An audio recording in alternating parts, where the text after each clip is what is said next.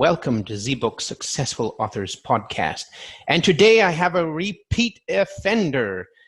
He is the master of Amazon ads and the master of Amazon descriptions and a lover of guinea pigs. Welcome back, Brian Meeks. So good to hear you again. Well, I'm thrilled to be here. We always have a good time when we talk, and I'm glad that you reached out to me to ask me back. Yeah, it's great. Excellent. Great to have you back. I think the last time we talked, there was a wasp trying to sting me while we were talking. Yes, you were being invaded by mean, nasty little insects. I don't like any of the stinging insects. Yeah. I don't have a problem with. I just let them be. But if it's something that could sting me, I find it a little uncomfortable. Well, we're not in Australia. I heard Australia is really bad. You do get scorpions though out in Vegas, right? We do, not that I've seen in my building. I don't know that the scorpions. Well, we made national news just last week because we literally had a horde of crickets. There were so many crickets flying in this swarm that it showed up on national weather radar. Wow. And living on the strip, because it's all concrete, there isn't vegetation for the grasshoppers. That's what it was, not crickets. Yeah, what are they doing there? There's nothing to eat for them. Well, I mean, there is outside of the strip, and so the strip is all concrete and steel. We didn't really see them, but the rest of Las Vegas, it was thick to where it affected people driving, and I mean, you couldn't see. It was a mess. So it was described as a biblical sized plague, and it didn't impact me. I saw one of the grasshoppers, but I'm on the 21st floor, so the plague of locusts. It was a plague of locusts, exactly. I'm going to have to get back there. I haven't been to Vegas for a long time. It's a good town. Yeah. I recommend it to everyone. Yeah, and you told me it's only like 90 degrees in August right now. That's biblical too, huh? Well, that's not typical. Yesterday, I think, was 105, and so it's generally 105 to 110. I tend to not go outside if it's I'll go outside at 109. That's my breaking point. Yeah, but it's not really terrible. It feels like a dry sauna. If you've ever been in one of those at the gym. Yeah. It's just a dry sauna. You don't want to be in direct sunlight, but if you're walking in the shade in 109 with 0% humidity, it's not terrible. Once you're in the direct sunlight, though, it does feel like you could burst into flames. Yeah. I've been to Vegas a couple of times, and I'm from California, so I know the heat in Death Valley and all that stuff, but at least it's a dry heat, Yeah. So I wanted to talk, I got your new book, Mastering Amazon Descriptions, but I can't just gloss over Mastering Amazon Ads. We have to get a couple of questions about that out of the way. Fire away. Okay. That sounds good. Yeah. So everybody's whining that they've changed the algorithm, and I'm always going on about ad fatigue and the law of diminishing returns. So Sure. Have you noticed anything? Has anything changed since the last time we talked? It's been months. Well, it does seem. I've been doing a lot of testing. I've been testing not just Amazon ads. I've been trying different things with Facebook ads, and the ads that I find most baffling are the lock screen ads. Because in theory, they are the product display interest ads with a couple of spots that they used to place them stripped out. And so, so they only show up on the lock screens, which was my bread and butter when they were product display ads, because I did $45,000, $50,000 worth of ads as product display ads. So my expectation was this newly named type of ad would behave in a similar way, and they just don't. The conversions are terrible, in part because if a person gets the lock screen ad it shows up on their Kindle device, Hmm. but they're not currently online with their Kindle. When they click, it goes to a generic landing page. Well, Uh-huh. a lot of people might be reading their Kindles when they're not online, or That's they're in right. their car, or they're at lunch from their day job. That's a lot of clicks that I don't think when they were product display ads that we were charged for clicks that didn't have an opportunity Yeah. turn into a sale or a KU download. And it sure seems like they're charging us for all the clicks, which Huh. has skewed the conversion rate from 1 in 8 or 10 if you are writing with a mastering Amazon descriptions type description. A little plug for my book there. My descriptions typically convert at 1 in 8 to 1 in 10. Yeah. That's my sweet spot. On the lock screen ads, and that's what they converted on product display interest ads, they're sometimes 1 in 40, 1 in 50, and that's a 500% cost increase. Yeah. And so it's really disturbing. Now, with the other types of clicks, the sponsored ads and so forth, I've not been seeing the problems that people are reporting, but I'm doing things. Again, I approach ads for myself a little differently than most, in that the authors listening, they're going to use Amazon ads because they want to drive up a ton of sales, make a lot of money, which is great, and I love money, but I'm more interested in research. So I'm constantly testing new ideas, different bid levels, to see if I can uncover something new that maybe isn't being done. I've been the set of ads that I'm running now, I'm running with bids that are quite a bit lower than what most people are expecting, and I'm getting a few clicks, not a ton, but I'm focused on the category ads, which are you find through the sponsored ads, because there isn't a lot of data on them, and they seem to be doing fine. But again, because I'm running that test, I don't have any of my keyword ads on because I don't want to pollute my data. Yeah. So there may be some issues with the keyword stuff. I'm probably going to, in a week or so, stop the category test and do some testing in the keyword area, because that's what people are talking about. But I don't have any data right now.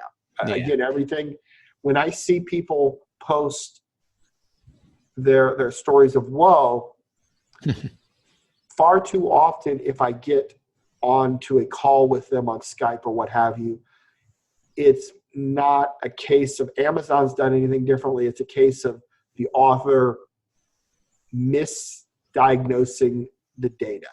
And so I tend to take most of the sky is falling stories with a grain of salt, because far too often it's operator error on the part of the person looking at the data. Yeah, pilot-induced oscillations, POs. Yeah, the biggest problem that people have is that they look at the AMS ads and look at the sales on the AMS report, which is horribly inaccurate. Yeah. I have over. I just did some actually. I did some numbers here on one of my tests for my satire. The numbers from the AMS ads said I was spending. So this is if I'm looking at the spend on the AMS ads and then what AMS was reporting for sales. It said that for every $1 in sales revenue that I was making, I was spending $5 to get that $1. So it sounds like I'm losing a ton of money. That was in your dashboard? That was in the AMS dashboard, which is typical. The AMS dashboard always says I'm losing money, and people freak out about that. But the realities are that for that period of time, my ROI was 270% positive ROI. Because, again, I do things in a very controlled way. I don't run other ads, so I know that any sales that are generated that show up on my KDP dashboard came from the clicks, and I watch them very closely. Because, honestly, there aren't that many organic sales. Most sales come from a click. I mean, whether it's a sponsored product ad or whatever. But again, the realities are a normal person who doesn't understand that the page reads are never on the AMS report. With page reads, new customers to your books, 70% of the new readers that are going to read your book are in KU. So if you're looking at the AMS report, you're focused on the sales. Well, that's only 30% of your data. 70% of your data is from KU. And so that alone makes it a horrible tool for doing analysis. But then secondly, they just don't report the sales in a timely fashion or sometimes at all. And so again, this was just a small, I don't know how many days this was. It was a couple days. And the reported sales on the AMS was 1, but I know that the clicks drove 8 sales. And then with the revenue from the page reads and all, that ad, or it was actually a group of 3 ads, had a positive ROI of 270%. But if you just look at the AMS report, it showed a massive, massive loss. And this is a pass-fail game. Yeah. Either you're in a positive ROI or you're not. If you're in a positive ROI, you keep doing what you're doing. You may try to improve it, but if you're losing money, you stop doing it. And the biggest sin that authors make is they use the AMS report to do their analysis based on the reported sales. Yeah. And that means they make errors almost all the time. And you can't run a business being wrong in your analysis 95% of the time. But it's hard. I go on these podcasts and I preach, don't look at the sales. But people do. They don't listen to me. So that's my little rant on that. Hopefully that's not the way to do it.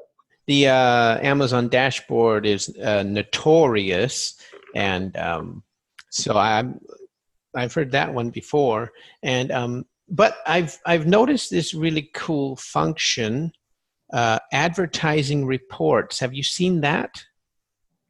You mean the new beta reports? I think so.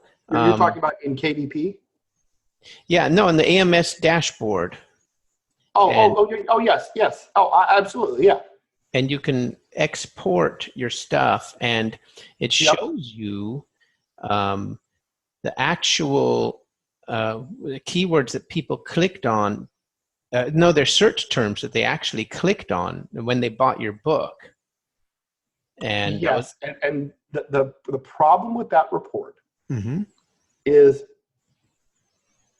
don't ever look at it. This is another thing that I go on and on about is if people don't understand math, they don't understand variance.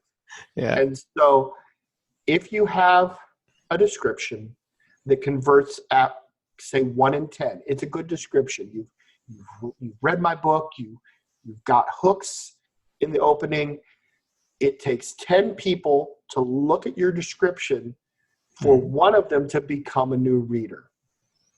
This is where it's important to understand 2 things: variance and the distribution of types of new readers.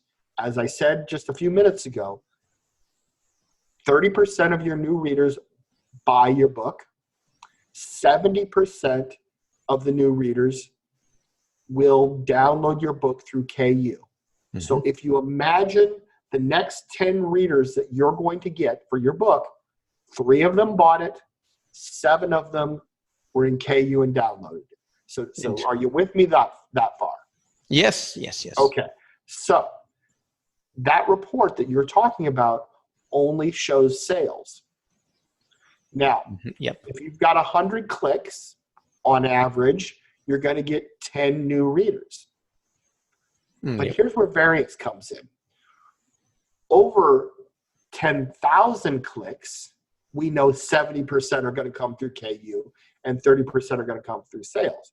But over 10 clicks, because of the way variance happens, you could have a span where you get 9 KU readers downloading it in a row, and then you get 5 people buy it in a row, and then 2. And so they don't come in a nice uniform, 1 sale, 2 downloads, another sale, 2 downloads, another sale, and so that you end up with that ratio of 70%. So the point being is it takes lots and lots of clicks to have statistically significant data to where that all sort of works itself out.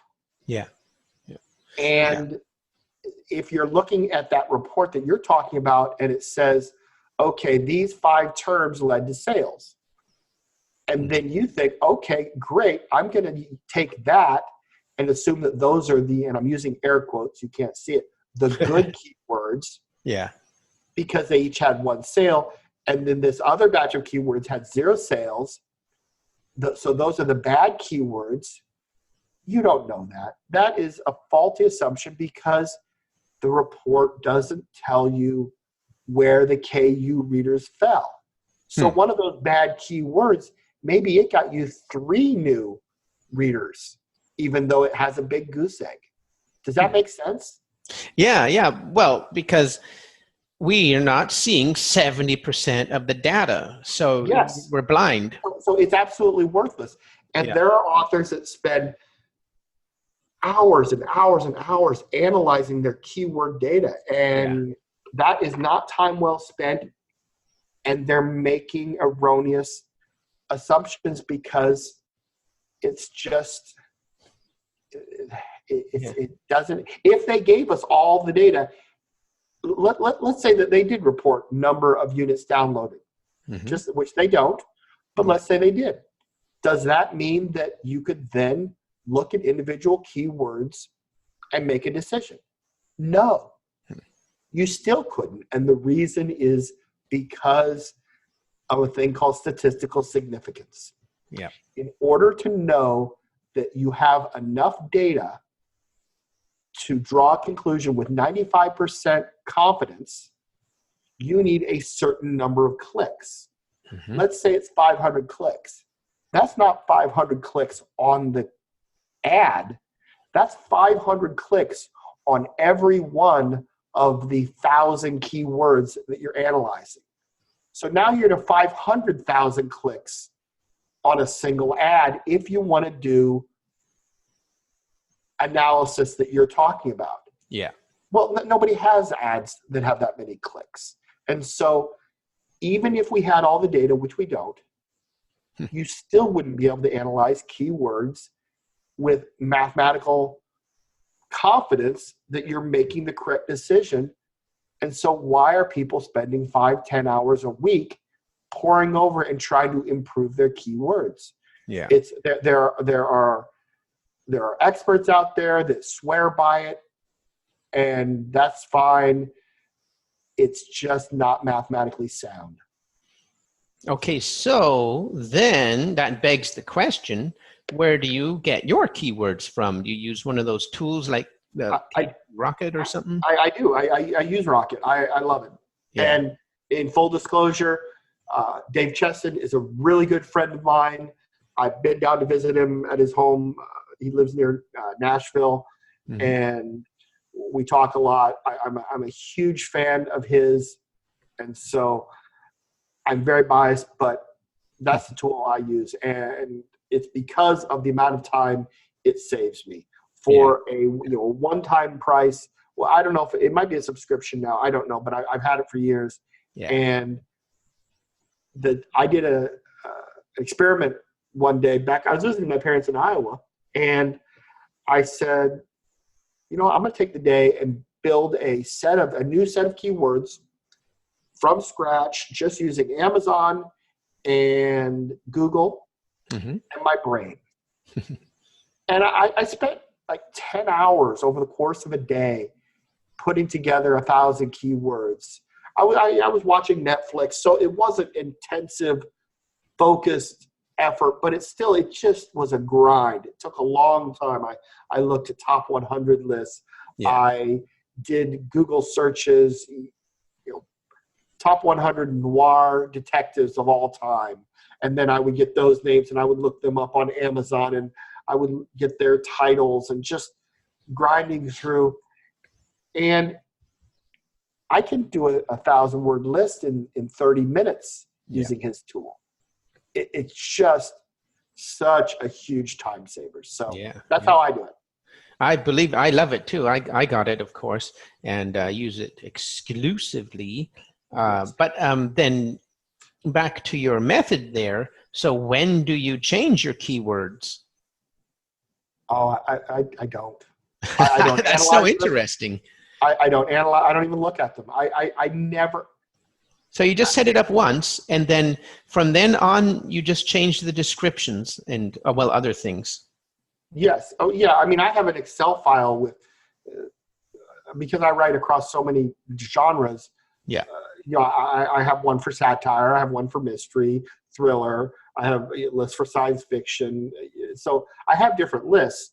But once they're built, the only time I even see those keywords is when I'm going back to the Excel file to copy and paste them into an ad. Yeah. So I don't ever look at the number of clicks that a keyword gets. I have done tests. I have looked at where I went in and said, okay, these keywords, I wasn't concerned about clicks because I just said you can't analyze the clicks with mathematical rigor. But you can look at the number of impressions being delivered. Yeah. I did a test once with only 4 keywords where I was testing the importance of the relevance of the keyword to it getting delivered. I intentionally picked 4 varied authors. They were famous. Like J.K. Rowling, the woman that did the 50 Shades of Grey, E.L. James, Stephen King, and maybe Neil Stephenson. Yeah. So when I ran one of my science fiction books, Neil Stephenson and Stephen King would get lots and lots of impressions. J.K. Rowling would get a few, and E.L. James, which is romance, erotica, I don't know what genre that lands in. Yeah. But that would get almost none. And I was bidding a ridiculous amount because I wanted to do the study quickly and I didn't want to spend time and I knew it wasn't going to make money. And then I ran another book that was, so I did the science fiction and then I did the satire, which doesn't really apply to any of those people, and it just didn't get delivered. And so it matters that you're building lists that have keywords that are relevant to your book. I mean, if you're writing a horror book, don't go out and pick romance authors. Yeah. Regency romance and horror are not the same thing. So don't pick that. You need to start out with a list that makes sense. But once you have it, I never look at it again. Wow. So what about the 7 in your dashboard when you're publishing the book? The metadata, that I do spend time on. That's a long conversation. I don't know that I have a methodology that necessarily makes sense. Well, it's not that it doesn't make sense. It's that I spend a lot of time on it. So this is what I do. When I'm launching a new book in a new genre that I haven't done the analysis for, I will make a list of 20 or 30 keywords that I think are most apt. So my newest series is Epic Fantasy. The series is Chronicles of the Fifth Kingdom. I'm doing rapid release over 10 months, and I needed to do this for that. So I picked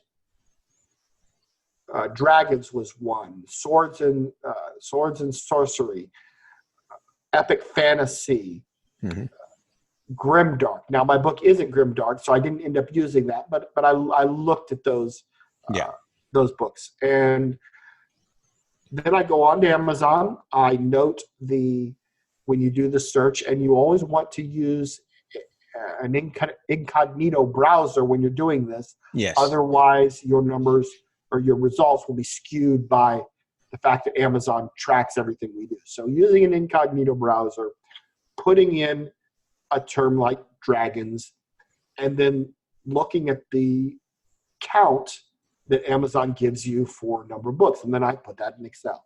And I do this for all the keywords. And then once the book is launched, I go try to find the book. Now, a lot of times you can't, but I will pick from my pool of, say, 30 keywords that I've researched, 7 of them, because that's what we're allowed. And I try to pick, I think in terms of bodies of water. So I want 1 or 2 keywords that are in maybe a lake or a pond versus a Great Lake or an ocean. So as an example, literature, there's 3 million books that are in literature. That is the biggest ocean. Yeah. Romance would be a big ocean. But then you can narrow it down to more specific subgenres. LGBTQ romance. That would be a smaller body of water. So that's my mindset, is that I want a couple in a tiny one, and then a medium, and then a large. And so I pick my 7, and then once the book's live, I go and note what page I found it on, if at all.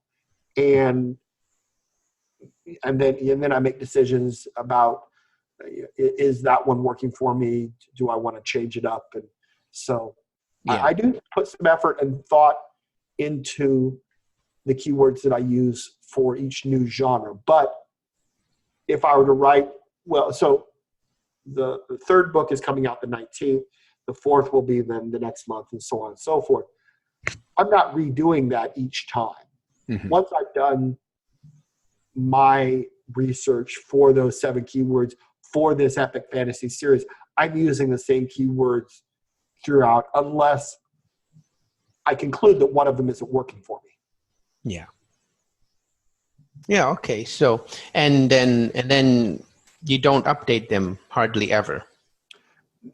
I don't. I would say, as an example, my Henry Wood Detective series, I haven't posted or published a new book in that series in 5 or 6 years, probably 6 or 7 now that I think about it. I have started a new book in that series that I'll probably finish next year.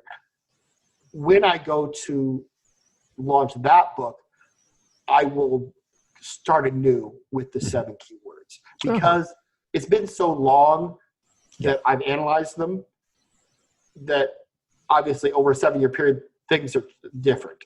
So anytime, if I were to, I'll use this set of keywords for this epic fantasy throughout the life of the 10 books. I won't redo them. But if I wrote another series or a spinoff in 2020 or 2021, I might then redo it at that time.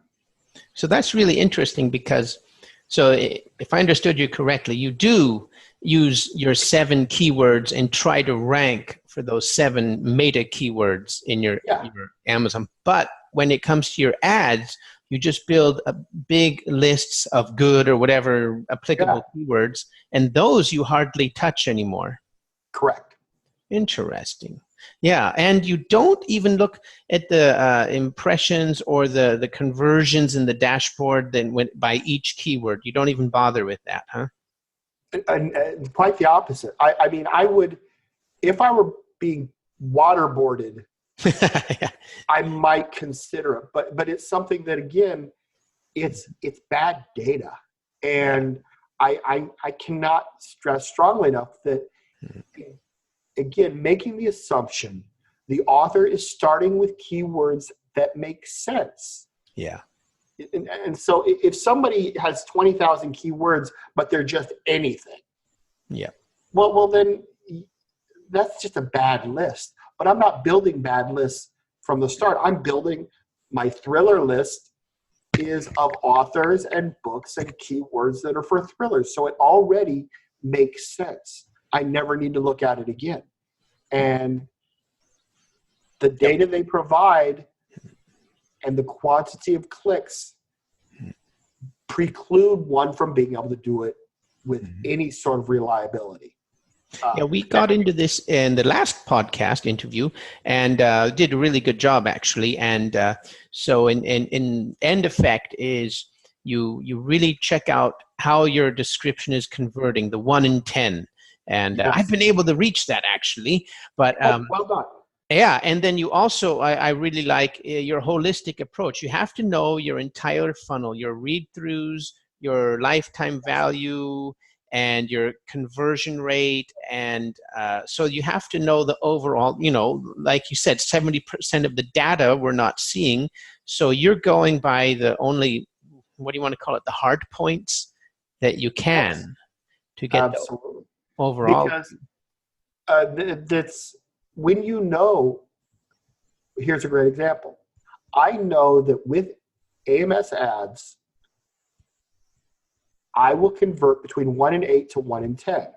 So because I have data, I can show that.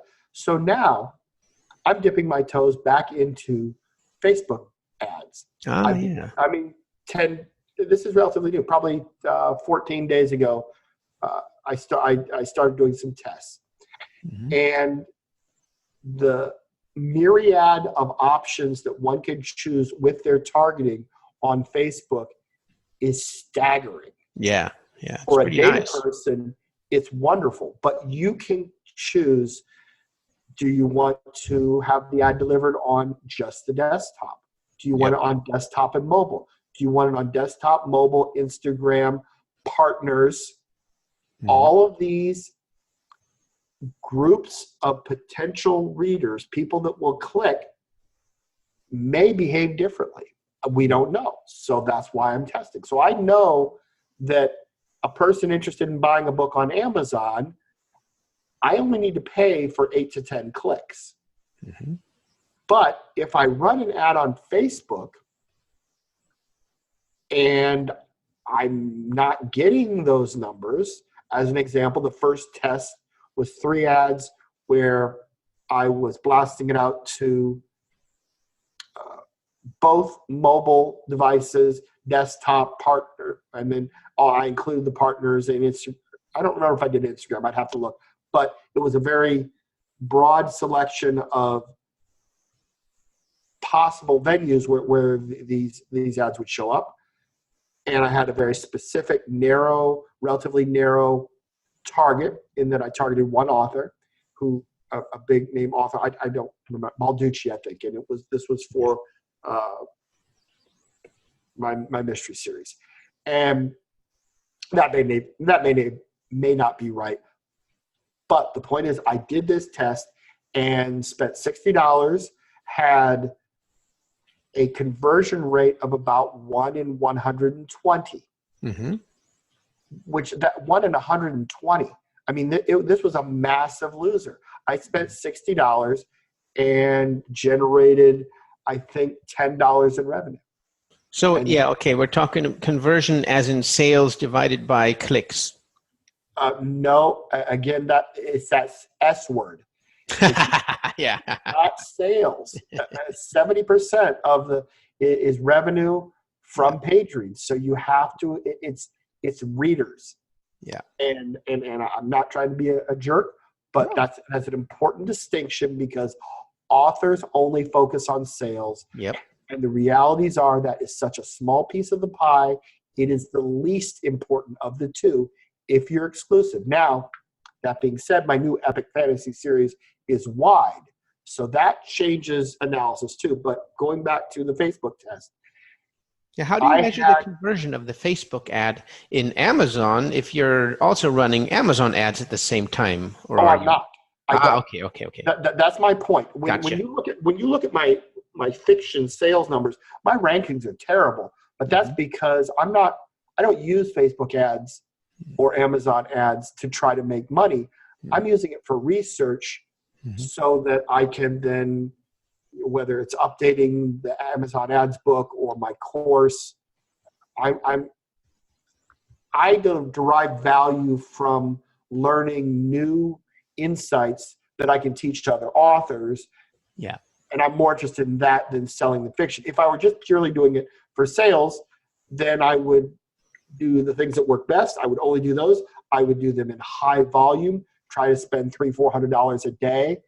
But that's not the point. The point is to get valid data that I can then talk about to other authors. So with the Facebook example, there's a gap from the time I stopped doing the AMS ads for the mystery series and when I start up with the Facebook ads so that my sales die down to nothing, page reads die down to nothing. And then I start doing that. And so I know with reasonable certainty that nobody's finding my book organically when I start a Facebook ad and it's ranked 348,000. And so I've eliminated that contamination to the data. And then I start doing the ads. And I know that, over 600 clicks, I had 5 new readers, 1 sale and 4 KU downloads. And I knew that because after I turned the ads off after 3 days, a couple weeks later, I had exactly the number of pages that would account for 4 new readers and only that 1 sale. And so it was clear that the way I did the targeting on that first batch, I marked that in the failure column. That didn't work. So then I move on, and the next thing that I'm testing is a different targeting, and I'm doing that,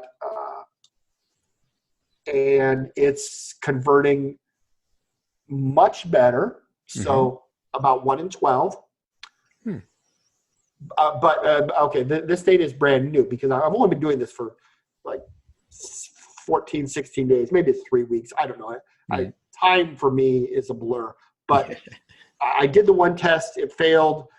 Then I started this test, and the data is new, so I don't have all the page reads in yet. But it looks like conversion is about 1 in 12, which is fine. I mean, that's close enough to my data. And if some more page reads come in, then that could add another conversion that I didn't know about. Well, the issue is the cost per click.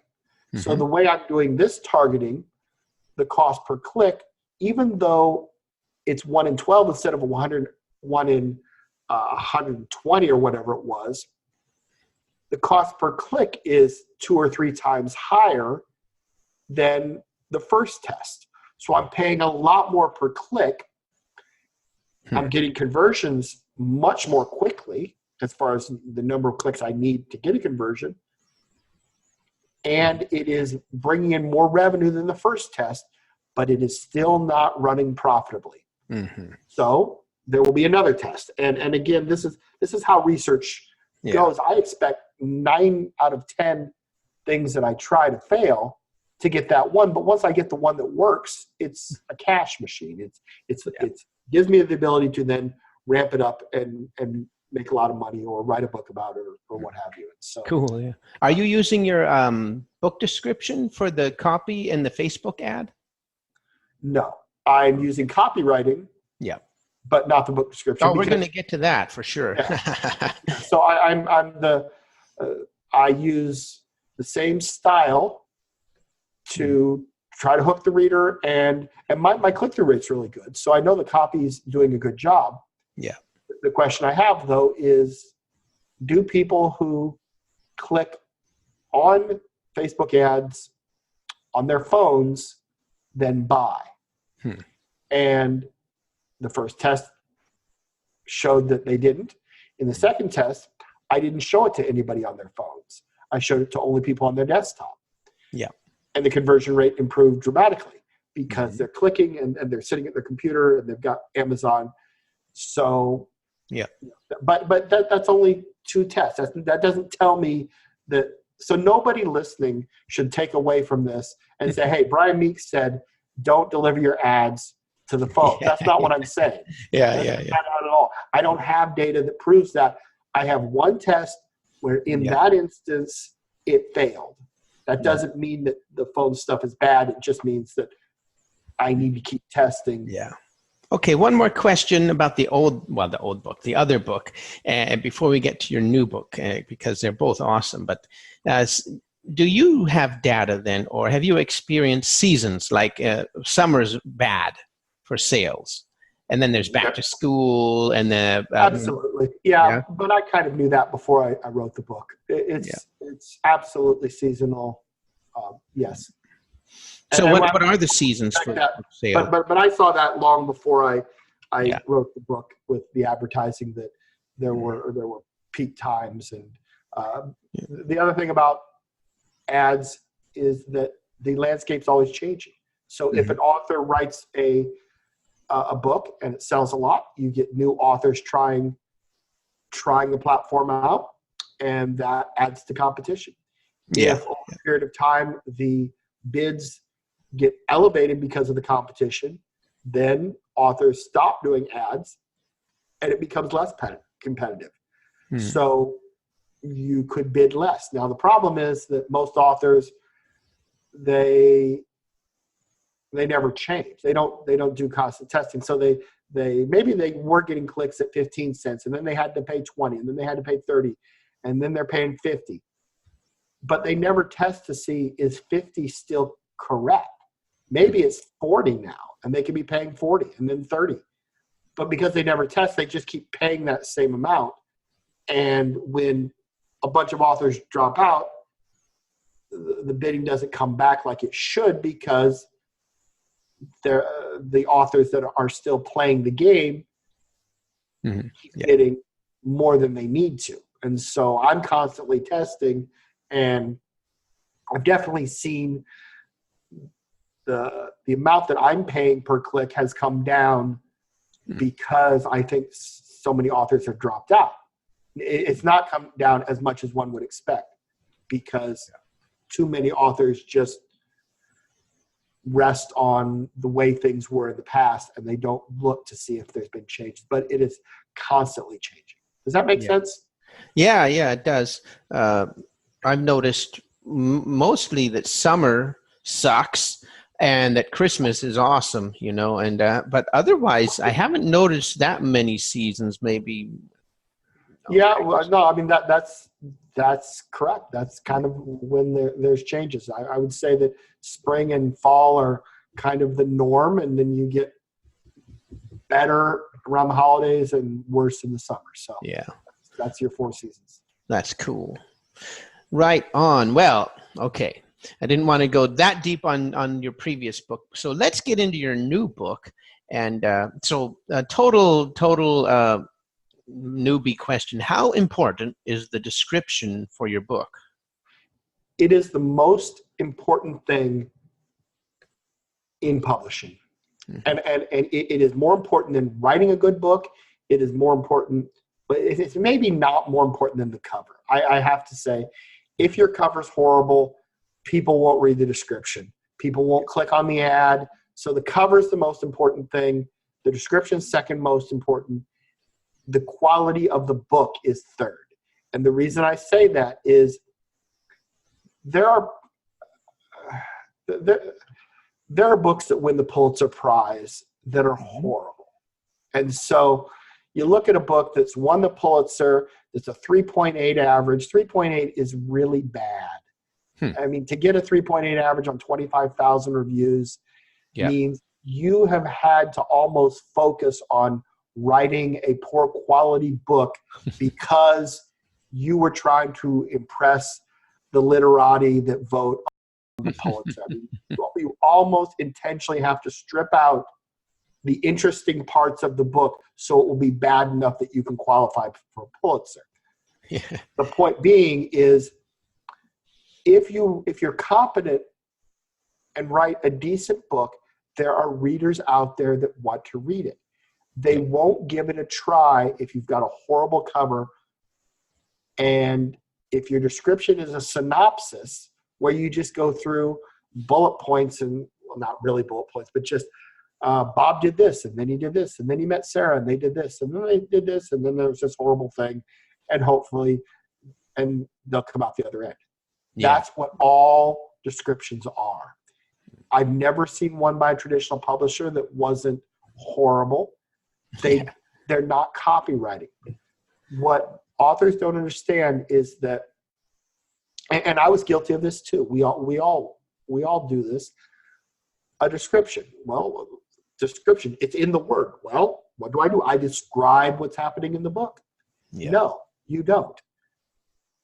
Copywriting, and especially now at this time, living in the world of social media, where everybody's attention span has been so fractured, means that the person who just finished reading whatever their current book was, and they're looking for something new, is on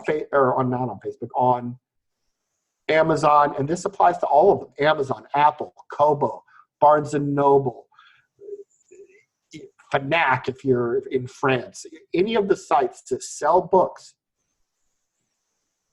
The big irony is the people looking to purchase or download a new read, their attention spans are so fractured by Facebook that they cannot be bothered to read a long synopsis of the book. They open up that read more and they see this giant synopsis and they won't read it. Now, the irony is that they're looking for a book where they're going to go away in a quiet corner and read for 2 hours uninterrupted. But they're not in that mindset yet. They're in the Facebook mindset of scrolling and, oh, my friend put up a picture of their baby. Oh, there's a puppy. Oh, funny meme about politics. And that's how we work. I want everybody out there listening, if you don't believe me yet, I want you to imagine Facebook, and you just you looked at a person's post, a very good friend of yours, somebody you've known since high school, maybe you even dated. She was adorable. And you see their post, and it's a giant paragraph, 20 lines long. Do you read it? No, you don't. You click like and you move on. That giant paragraph goes unread. Too long, didn't read. Yep. That's the basis of my book. When I started doing posts on the 20 books to 50K Facebook group back in January of 2017, people would ask questions about Amazon ads. And I knew the answers. So I would write a post and I'd put it up there. Typically, my post about whatever the question I had spotted would be 500 words, which is a pretty long post. But to answer the question properly, it took a lot of explaining. And those would get in the neighborhood of 50 likes or loves and 10 or 12 comments. Okay, that's not bad. When I write a post now on 20 books to 50K, I use proper copywriting. I open with a hook, and then I use short paragraphs. I add in additional hooks. I use open loops, which are all tools of copywriting. And I have written posts that range from between 500 and 1,500 words on 20 books to 50K. Those long posts on Facebook typically get 500 to 1,600 is my best likes or loves, and 300 to my top post was 588 comments in 6 hours before they turned off the comments. And so that is the best way for an author who maybe is listening to this and doesn't believe me to test out copywriting. Once you read the book and you understand the ideas, and I talk about this, I tell people, I want you to read this book in its entirety. Don't just go to, there's 40 descriptions. Don't just go to the one that is in the genre that you write in and then copy that, because that's not the point of the book. The point is, I want you to read it start to finish so that you understand the art of copywriting, so that you'll use it on Facebook. You'll use it in every interaction you have with a reader, because, again, proper copywriting makes it easier on the reader. You're making it easy for them to get from the start of your message to the end, because it's not these giant blocks of text. Yeah, that's the first. Go ahead. Yeah. Well, you should use it in your email blast to the people on your list. Why wouldn't you? Yep. If you send them stuff that is easy and enjoyable to read, you're going to train them to want to open your emails. Mm-hmm. If you're sending them boring giant blocks of text, yep, they're not going to open them. And then when you launch a book, you're going to sell fewer copies. So the point of mastering Amazon descriptions is to get people to use copywriting all the time. And that's what I preach. Yeah, it's awesome. Right in the beginning of your book, you have this exercise, copy this into your Facebook post and see what happens, Absolutely. And I couldn't get a screenshot of it. I went to your Facebook group. I mean, I've been there for a while. And one guy did it, and he posted all of his results in the Facebook group, and they were pretty darn good. And well, and the beauty of that is, just listeners out there. So I start the book off, and I explain to people, I want you to believe this. So this is what you're going to do. You're going to take this and type it out the way I have it in the book. And it's copywriting, but it's copywriting to try to sell mastering Amazon descriptions. And I say that it's completely self-serving. It's me trying to sell more books. But the point is, authors on Facebook have lots of author friends. And so the genius of that first chapter is that I want to show you how copywriting works. Do this, put it in your timeline. And I would bet that maybe 5%, maybe not even that, maybe 3% of the people that have bought the book actually do that exercise. But I've gotten a remarkable number of people that have reached out to me and said, I did it. I did that. And you're right, it worked. And I know that has led to more sales for me, which is nice. I love the money. Yep. But the point is, I want the author to see how it really moves the numbers, because until you see your posts that were getting 3 or 4 likes, maybe 10 likes, start to get 50 or 60. I mean, I have about 3,000 friends on Facebook. Mm-hmm. A lot of my posts get 200 plus likes, and they're just silly posts. That way, it's things. It's what I'm watching on Hulu. I will use proper copywriting. It's commentary on the Cincinnati Reds baseball team. I do this test. Here's another great way to test things is I love the Cincinnati Reds. Mm-hmm. They're my team. They're kind of near the bottom of their division. They're not great this year. But I follow the official Cincinnati Reds Facebook group, and they put up videos. They have pictures of the players. And so every day there are posts from that group, and they get, 5,000 likes or loves. People interact with it because any professional sports team has a big following. Yeah.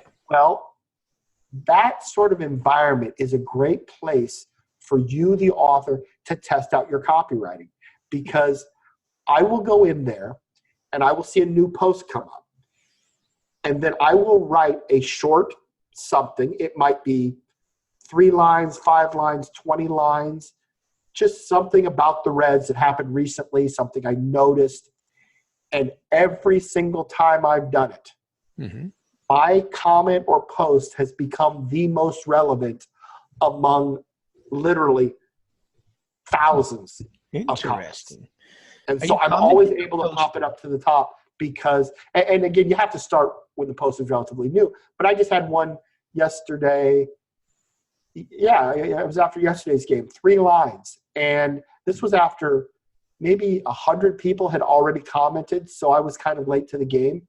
And maybe it took an hour. But my 3 lines got 20 likes after an hour, 1 additional comment, and became the most relevant within an hour because of copywriting.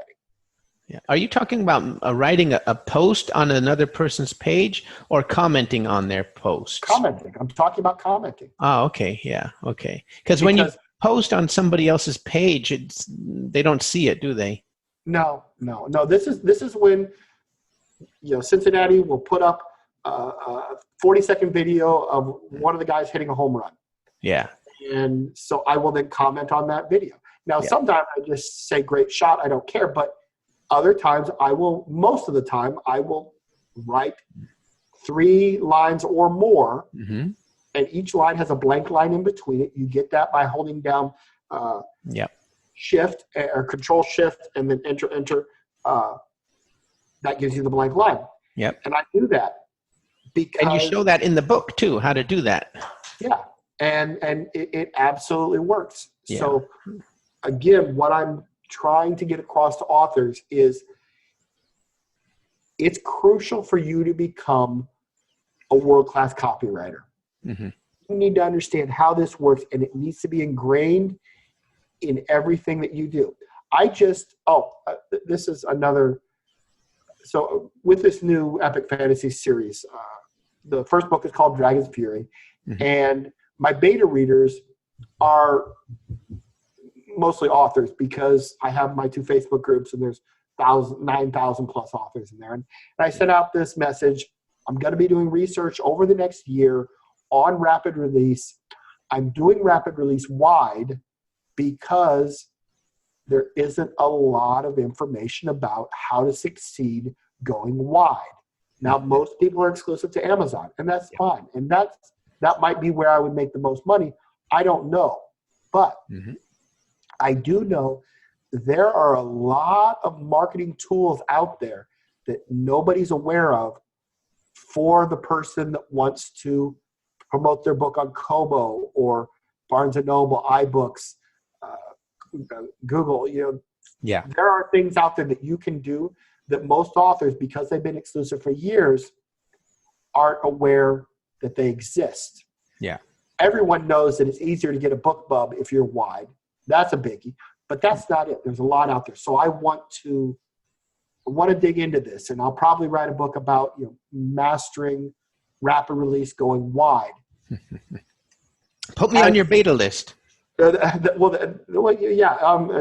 Send me a Facebook message. I'll add you after we're done with this. The point being, though, is that this wasn't my normal fiction beta readers. I didn't send it to my normal fiction beta readers. I let the authors do it. And then when I put out the call, I said, okay, you've read the book. The book is live. Can you please leave a review and use proper copywriting? And if people go look at the reviews that I've received on Dragon's Fury, go check out those reviews. They're all proper copywriting. Dragon's Fury. In the grand scheme of things, I will never know what the impact is. Well, I might actually, now that I think about it. So you had your people write with copywriting the reviews for Dragon's Fury. I will put that in the show notes. Yes, have people go read that. And here's what's going to be interesting. And so I have the first book came out. It launched June 26th, and then the second book came out July 24th. The third one comes out August 19th. I have a book bub for the first one. It's .com and international, so it's the normal expensive BookBub for Dragon's Fury at 99 cents. Mm-hmm. My expectation is on BookBub you can look and see what the average number of downloads are. Mm-hmm. And they have broken out by free or sales. With sales in the fantasy category, it's around 2,500. My expectation, because I have proper copywriting on my description and because I've had 14 BookBubs, or this will be the 14th, 13 Wow. BookBubs. I have a lot of data. My Awesome. BookBubs outperform the average every time since I started using proper copywriting. So I had BookBubs before, and the book would get right about the average. I do 20 to 30% better than the average with the proper copywriting. So that's another example. I should have mentioned that in the book. But the point is, my expectation is I'll get around 3,000 sales across all the platforms on August 17th when this BookBub blasts for Dragon's Fury. Cool. Well, you can update your book. Well, yeah, that's true. I can update my book, and I think I will. But what's interesting is, or will be interesting, there's 13 reviews on there right now, 4.9 average, and all the reviews are proper copywriting. So this is me thinking out loud as a data analyst.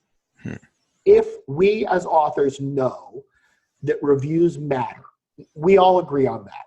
It's harder to sell a book with 0 reviews than one that has reviews. So that's a fact. Reviews matter. Readers look at reviews and make their decisions. If we also know that proper copywriting gets people to read to a greater extent, to read all the way through and get all the information, which it does, and I've proven that clearly. And it's not me. I mean, guys like Joseph Sugarman have proven that copywriting works in the 60s and 70s. So I'm not the guy coming up with the idea that copywriting is important. That's Madison Avenue in the 50s. Yeah. The point being is we know it works. Yep. Coke is it. Just do it. So copywriting matters.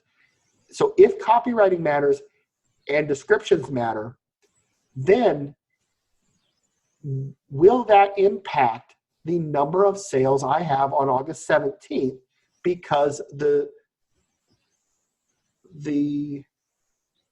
reviews are proper copywriting? In theory, people should read them in depth, get more out of them.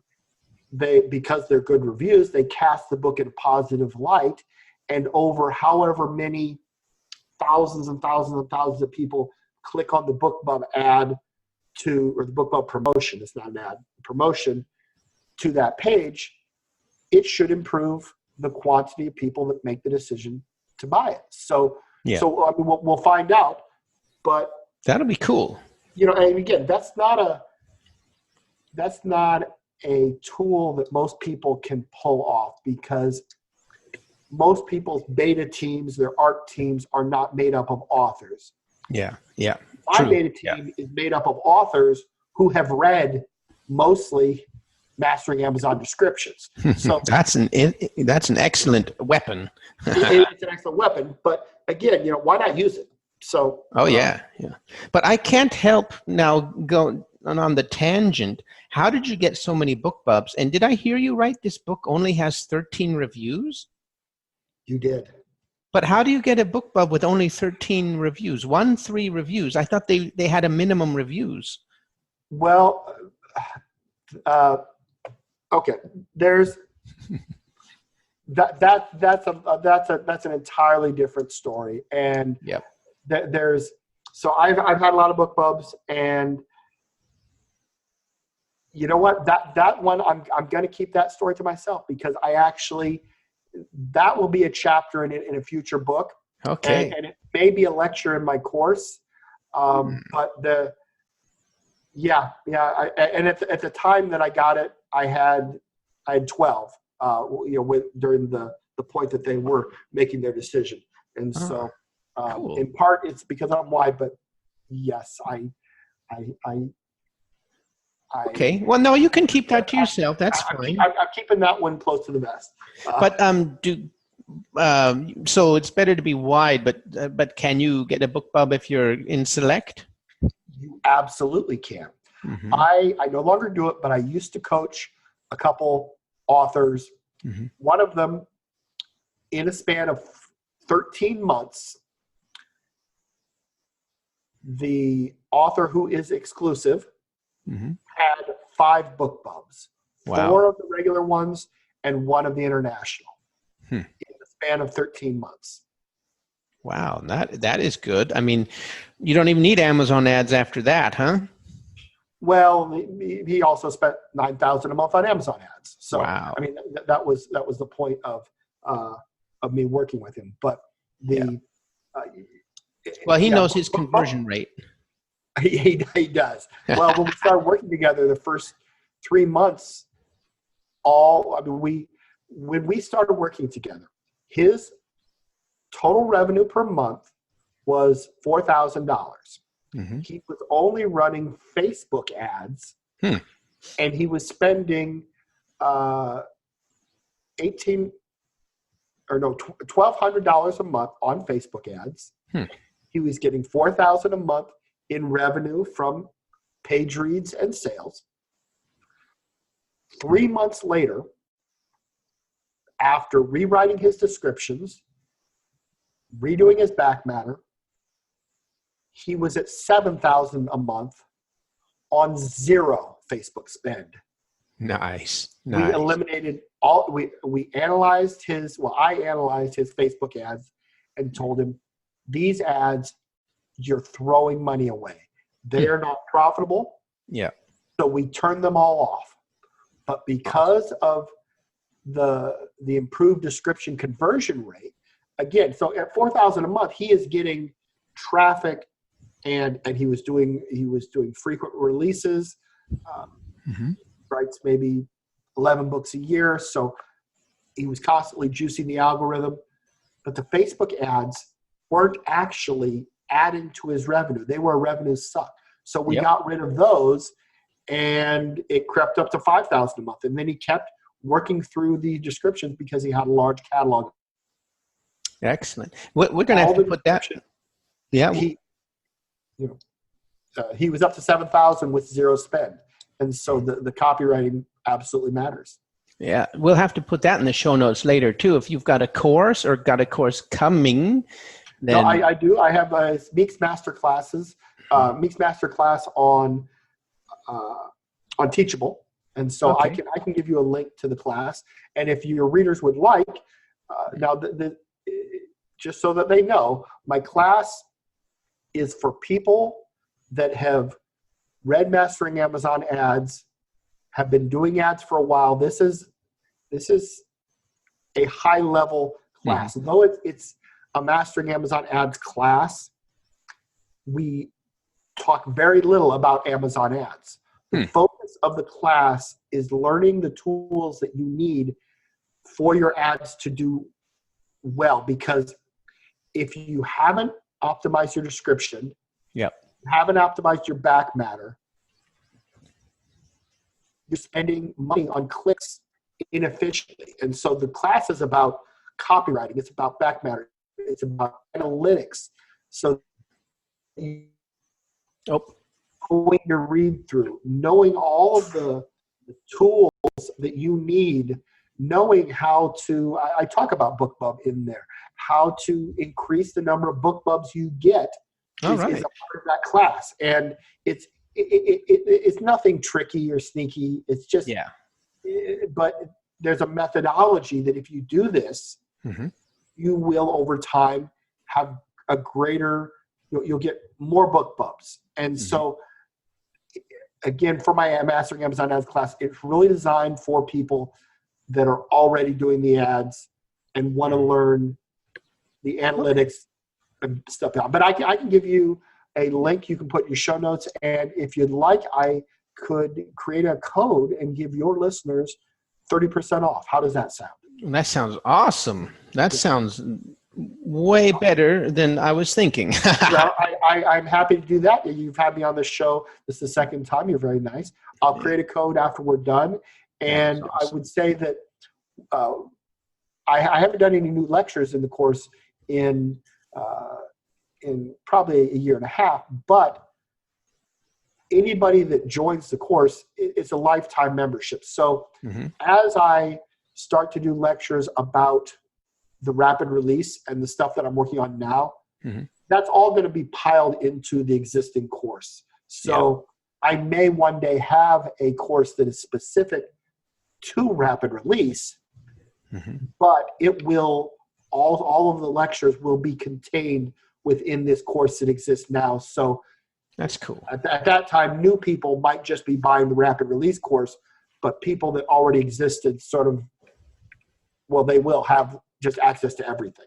Yeah, awesome. Well, that sounds like a high value course. So yeah, let's do that, man. That's a great offer. Thank you very much. I'm happy to do it, Eric. You're a good guy. Yeah.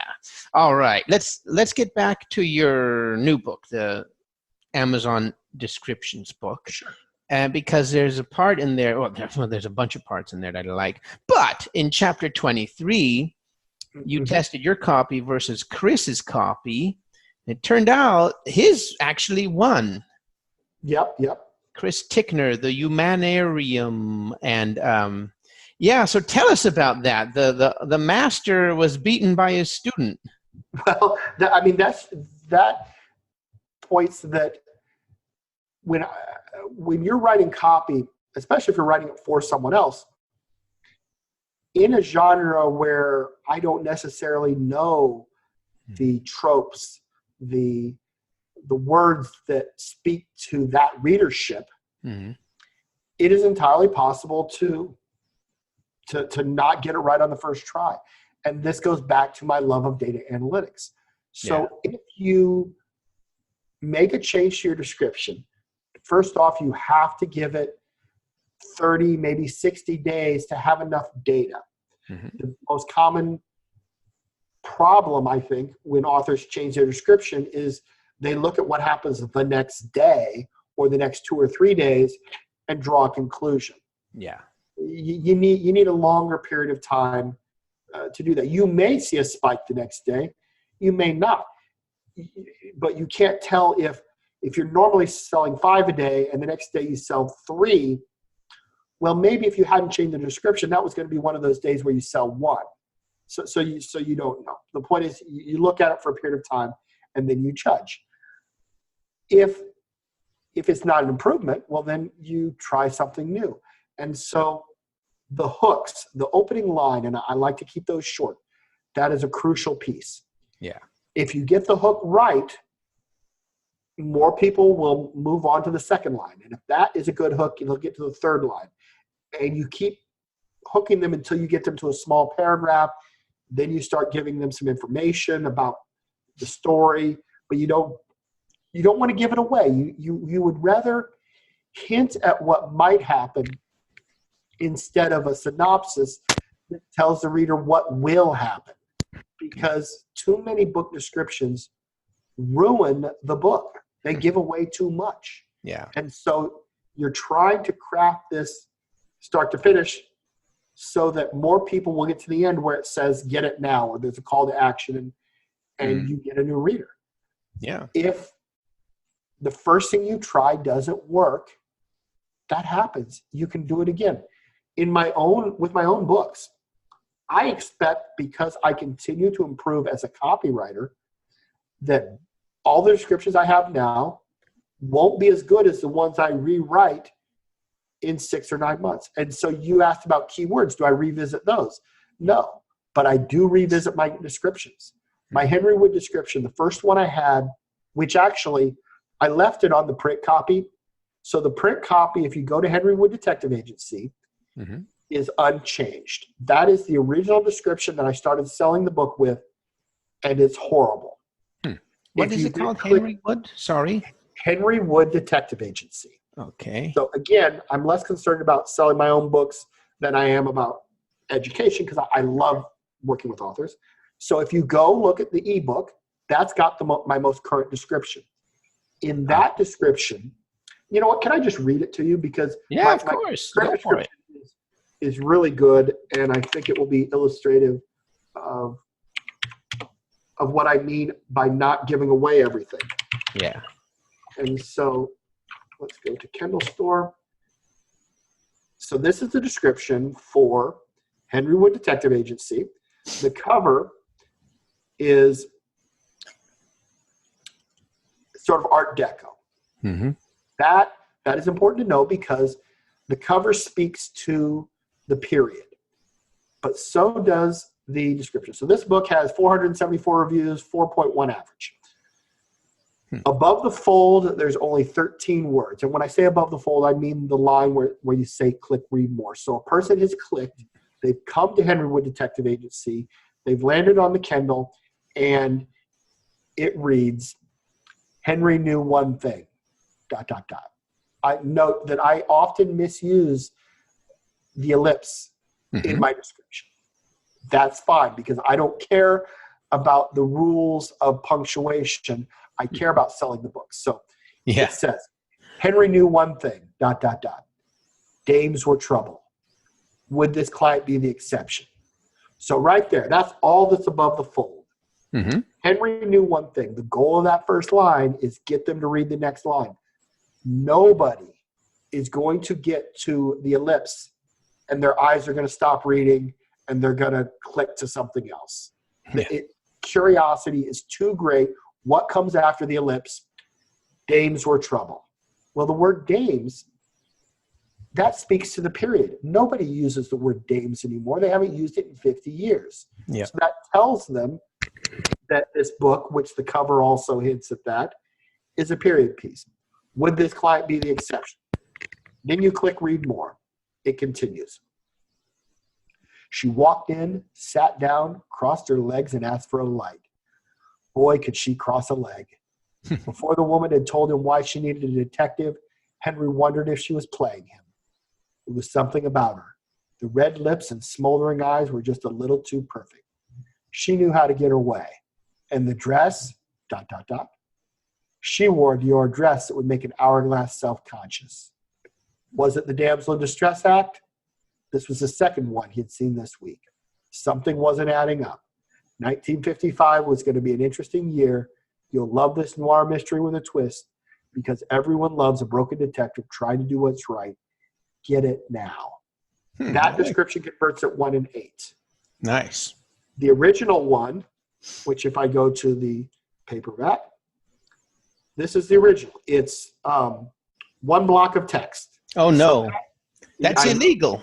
That is. So on the Kindle, and your listeners can go look at it, and you'll see that the longest paragraph, I have 2 paragraphs that are, one is 2 lines, one is 1.5 line. Every other line I read you was a single line, and it had a blank space in between it. You don't want to have the entirety of your description be single lines. There needs to be some paragraphs with meat to them. Yeah. But again, compared to the paperback version of the description, which is 1 block of text, and I have the original cover. So it's not even, it's the first cover I had that I used. I've changed nothing about the paper book. The cover's horrible. The description's horrible. Well, you really don't want to sell your print books, do you? I don't care about selling a few print books. What I care about is when I'm doing a podcast, I can say, hey, go check this out. Here's an example of the way it was just sitting there because, that may lead to me selling a copy mastering Amazon descriptions. So, you know what? I do fine. I make my money. I believe you. I just do it a little differently than most people. So here's that description. Henry Wood is a private detective in 1955. It is January, a new year, and before he can recover from celebrating its arrival, which has a typo in it, it should be ITS. It's IT-S. Celebrating its arrival, a woman wanders into his office, and wanders is spelled incorrectly. It should be ERS. Into his office, she needs to hire him. She isn't the only one. He is in New York, loves the Brooklyn Dodgers, enjoys woodworking, and will soon find that he has gotten in over his head with his new case. So again, that's what I put up there in whatever year, I don't even know the year, 2011, 2012. Let me look when I published this. It's wonderful. It's like you keep it up there just to show how you were, a tragic comedy, or. Well, July 20th, 2011 is when the print book went up. and this is the way we did it in 2011. Huh. And so I've come a long ways. And yep. I only sell 3 or 4 copies of the print book a year. I would probably sell more if I change things up. Mm-hmm. But again, this artifact here probably, when I'm doing podcasts, sells more books, both print and ebook, of my descriptions book than I would sell if I got rid of this legacy here. Yeah, and had it go away. So I'm happy to leave it, and maybe one day I'll change my mind. I mean, no, leave it up. We're going to put it in the podcast notes. So. I won't change it anytime soon. Okay. But there may come a day, a year from now, 2 years, 3 years from where ultimately I love the teaching, but at some point I will go back to just being a fiction author because that's really what I want to do. I want to travel the world. I want to just. Well, I might write nonfiction about travel, but the teaching stuff is something I'm doing now at this point in my life because I enjoy it. But most of my life will be sitting alone in a cafe in Venice writing books and not worrying about this. And at that point, well, then I won't be doing research and I'll just be trying to make money. And so I'll probably go through and make these changes. But that's cool. Off. That's a good picture. I like it. That's a nice vision. But back to descriptions. Is it just the nonfiction guys, or do you ever use bold in your descriptions? Oh, that's such a good question. I used to use bold. And when people ask me that question, I tell them I no longer use bold, but I have not found any data that makes me believe that there's anything wrong with it. So this is the deal. There's a site called COPYWRITING, and they have lots of good articles. I don't remember the name of the article, but I believe it was on CopyBlogger, and I read this piece about somebody looking at bold in copy. This wasn't relating to the book business. This was just copywriting. And they did an interesting study and found that in that one instance, the group that didn't have the bold in it slightly outperformed the one with the bold, but it was so slight that it was statistically insignificant. So the authors said, we did this study, the non-bold won, but it won by such a slight margin that we can't say with a 95% confidence interval that we've learned anything. But it struck me as being interesting because when I was at Geico, where a 15-minute call could save you 15% on your auto insurance, I was in the marketing department, and one of the things that I analyzed was the generic envelopes versus the ones with the fine art. And knowing how the generics performed and thinking about that versus this article, I just kind of decided that I liked the look of it better without the bold. But I tell people, in that instance, I can't steer you down one path. You pick which one you think you like best and go with it, and that's great. So that's my answer. It's a long answer. Oh, that's cool. Kind of wishy-washy, but I don't believe that I can prove one is superior to the other. Yeah. So that's interesting. You had some direct response experience in Geico with like snail mail. Yeah. Oh, I did some neat studies at Geico. That's why I learned to be a data analyst. Interesting. Yeah, cool. And I know I've read that somewhere too. Maybe it was Gary Halbert. He said, you got to make the envelope look like it's coming from an actual person. So no flashy stuff on it. Is that what yours was, the results? Yes, absolutely. So I remembered Gary's book. Yeah, and I agree with Gary. Yeah. And you've got the data to prove it. Yeah, well, I mean, somewhere at Geico, there's the reports I wrote. But yeah, I did a number of interesting studies at Geico that were amazing. I really enjoyed that job. And the reason I'm able to make a living as an author is because of those 7 years as a data analyst because there are better writers. A lot of my books are 4.1 to 4.4. My nonfiction, those are a little higher, 4.7, I think, for Mastering Amazon Ads. You mean the reviews?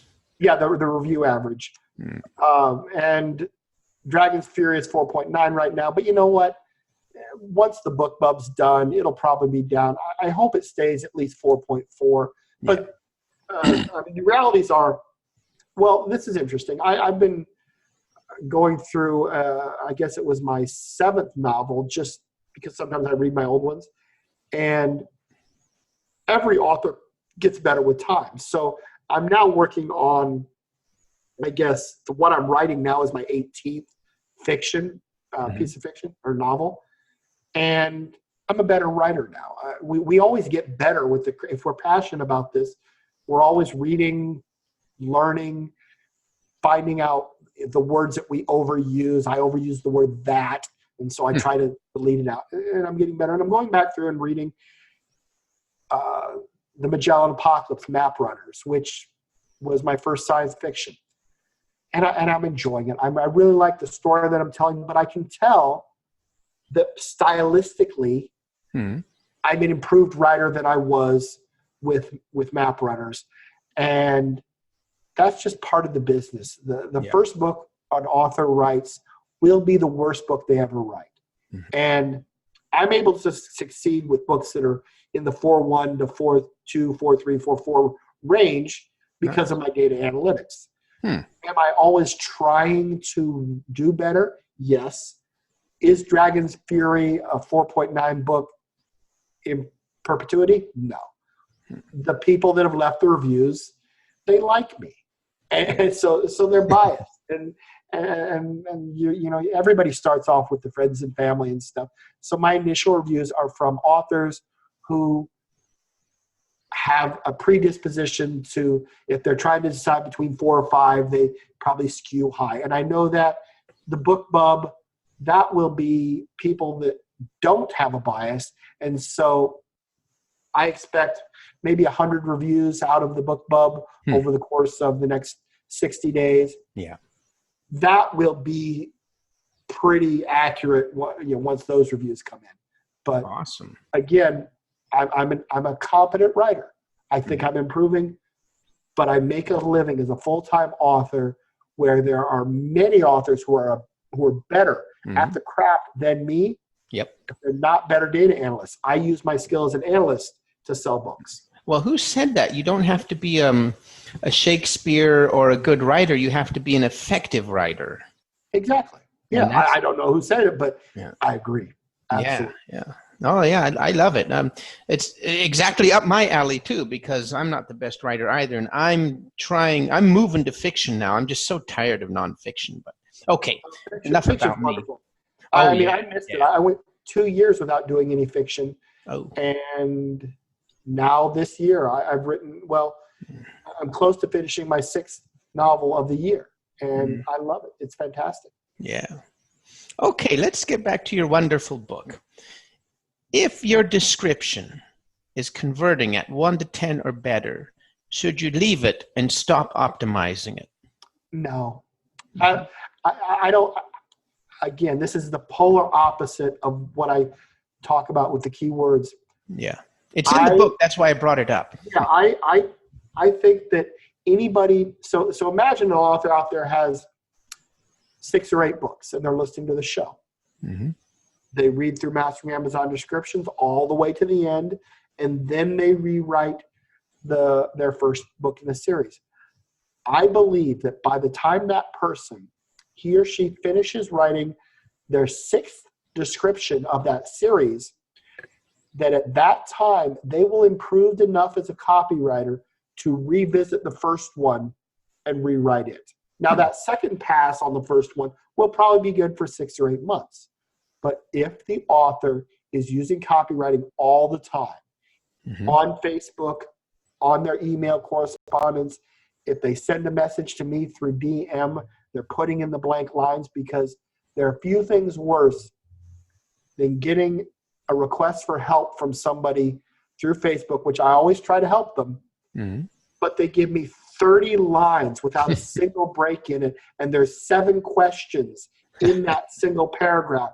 And I have to stop and spend 10 minutes and hand write out each question so that I don't miss them. It's really unpleasant. And so people don't know that trick with the shift key. I mean, you taught that to me too. I also didn't know that. And so if you can learn that, you will make it less of a burden for your readers to consume your message. And that's what I'm trying to get across. The point being is, I'm a vastly better copywriter than I was a year ago. And I will become a better copywriter in 6 months because I'm constantly doing it, and I'm getting new ideas and trying out new things with my advertising copy. And so, yes, you're going to not constantly. Maybe it's something that if you plan on revisiting your description and freshening it up once a year, that may be enough. It's not a constant battle, and you shouldn't do it once a week because you don't have enough data. So you don't know if you're improving things.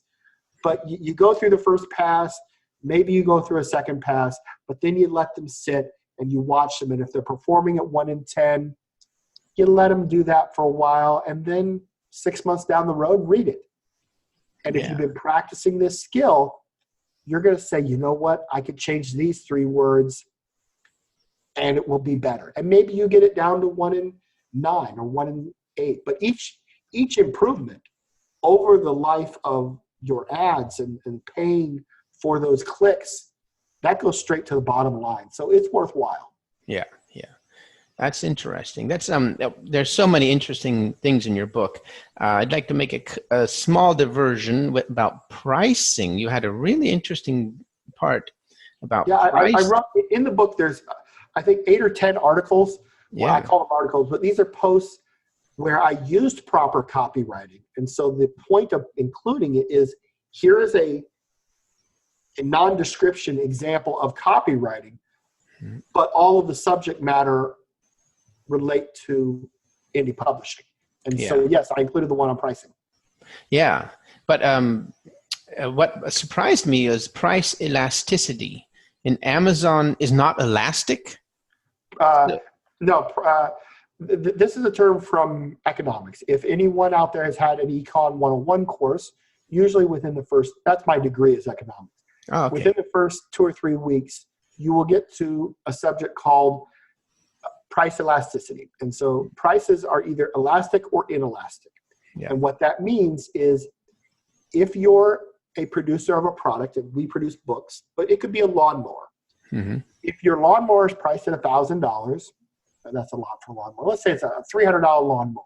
Yeah. And it's price elastic.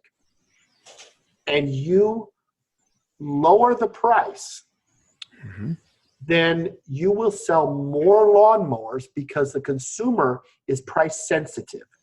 They see it go from $300 to $280, and though you're giving up $20 in revenue per unit, the increase in sales will be such that it is greater than the lost revenue, and at the end of the day, you have more profit. That is an elastic price. Conversely, price inelasticity is, if you lower the price by $20, the increase in sales will be less than what you need to offset that $20. And in the book business on Amazon, and I've only studied this up through, I've looked it up through $4.99, some, I guess $5.99, because I have a few of my books at $5.99. And with stuff that Amazon has posted, it is clear that the book buying public do not care. Interesting. So if your book is priced at 99 cents, yes, you will sell more copies. If you're an author like Craig Martell, who has a series with 24 books in it, that's a massive amount, and he has great read-through. He's a vastly more entertaining writer than me. His reviews are off the charts. So if you're Craig Martell, Michael Anderle, and these long series, then you're most interested in maximizing the number of readers that come into your funnel, because each reader might be worth $30. So going from 35 cents to $3.50 for that first book, and I say that because 35 cents is what you make at a you get not 35 30 cents 35 cents. We make 35% of 99 cents, so it's 34 cents. Yeah. What we get at 99 cents versus right around $3.50 at $4.99. And so that's a factor of 10 going from 35 to 350. But if you've got many, many books in the series, then the most important aspect for people like Craig and Michael is new readers, because they have such good read through. They write such entertaining books. Yeah. If you've got a smaller series, then those extra couple readers will not be offset by the additional revenue because you don't have enough books. So interesting. The realities are, you will not at 99 cents sell 10 times the number of books you would at $4.99. You might sell twice as many, but you're going to make a lot more money at $4.99. And then people always say, well, I just look at what all the other authors price. I'm in romance. You can only sell it $2.99 in romance, because look at the top 100. They're all $2.99. That's romance is different. No, it's not. The authors that I know in romance making $100,000 every single month, they launch their books at $4.99 because interesting they don't care. So the worst advice that is bandied about in the author community is just look at what people in your genre are doing and copy that.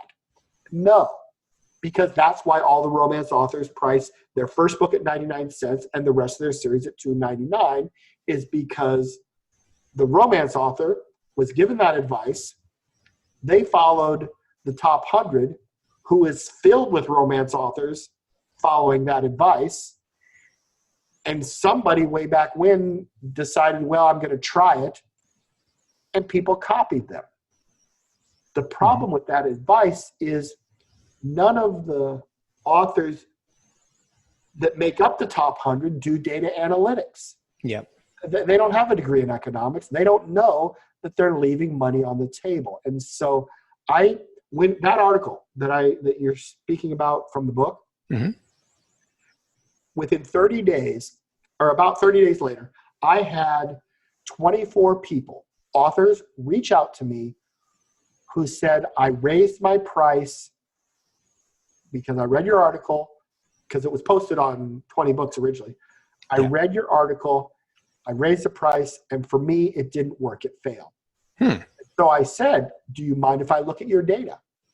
And they were, I would love you to look at my data. So we would get on Skype, and they would send me the Excel file with their data, and I would analyze it.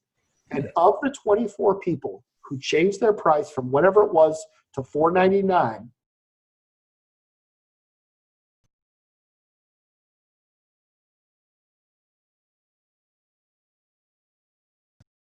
them failed.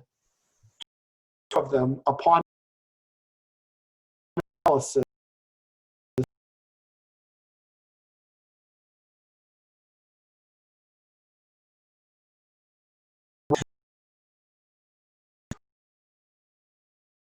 than they did before the change. Yep. The problem was none of them could do the math to figure out how to compare the before and after. And when I walked them through it, they're like, oh, wow. And so, I mean, this is a real problem in the industry. When you have 99% of the authors that succeed without doing math, and the new people are copying what they're doing, well, they're not. They're not optimized, and so that's important. So that's bad advice. Don't follow what people are doing. It is absolutely price inelastic. I've studied it across, I don't even know how many genres. I've never seen an instance where, over the long run, a $4.99 book will make less money for the author than the 99¢. Or Yeah, especially if you're already at $2.99. So if the author has, and again, there can be a case made for an opening book of 99¢. I don't do it, but unless I'm running a special like a book club or something. Yeah. Maybe it's because of that thing in the Amazon dashboard where it shows you the pricing beta, where they show you that graph and show you where the highest revenue is. And so a lot of people are using that, and then it comes up with these funny numbers like 356 and stuff, Yes. Again, it's just, I would never price below $4.99. And you know what? I've not seen any difference at $5.99. So I may, once I get done, because I'm about analytics, when I get done with my 10-book rapid release, I may raise all the prices from book 1 through 10 to $5.99 or $6.99. I will definitely raise it just to see what happens. Mm-hmm. But knowing what I know of price inelasticity of demand for Amazon books, I expect that it will make more money once I do. Yeah, you've got a really good article, a chapter in your book too, doing the math.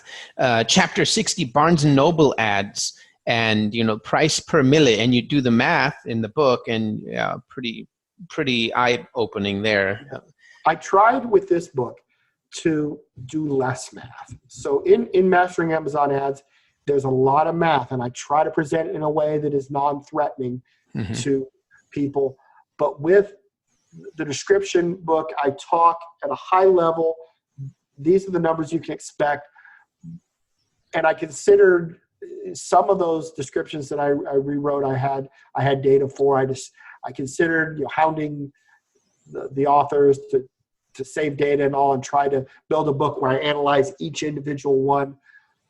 Yeah. But I just decided that there was too much effort, and so many people they cringe at the math.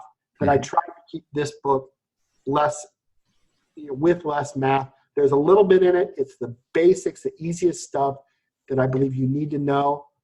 But people shouldn't be frightened by the quantity of math in this book. Yeah. Cool. Yeah, I love it. I love your new book. But we are approaching 2 hours, my friend. I'm sorry to all the listeners that have made it this far. No, I love it. I love it. But I will then keep it down to maybe 3 more questions. Okay. And I'll try to be more succinct. Nah, don't worry about it. I love it, man. I'm getting all the information I want out of you. I could go for 3 hours, but we won't do that, okay? Okay. Okay. So tell me about 20 books to 50K. These are conferences. It was started by Michael Anderle, and this is how you went to full-time author, or is it, this is? Well, no, I was a full-time author before he started the group. Okay. The premise is Michael decided he wanted to become a full-time author, mm-hmm.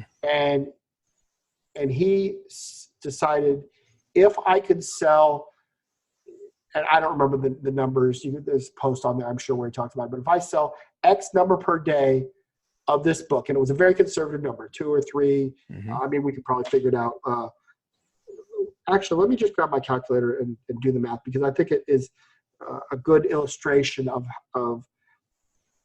a great way to think about one's career. The way Michael did it was brilliant. He broke it down from the goal of $50,000 a year into smaller, more manageable, mm-hmm. bite-sized ideas. Yeah. So that it wouldn't be so overwhelming. So $50,000 per year divided by, say, $3.45. Let's say that's what you get per sale of a book. Now, of course, I'm not going to dig into KU and all that math. Yeah. But that's selling 14,492.75 books a year would make you $50,000 in sales revenue. Mm-hmm. And so what is that per day? So I'm just going to round it. I'm just going to divide by 365, mm-hmm. and that is 39 per day.